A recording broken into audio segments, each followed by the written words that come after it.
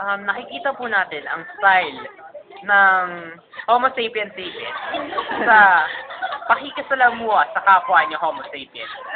At dito po ay nakikita natin kung paano nila nare-release ang stress sa pamamagitan ng pagmamasahe sa isa't isa. Kung saan ang babaeng Homo sapiens ay ang nagmamasahe sa lalaki. Oh my God! Nahuli na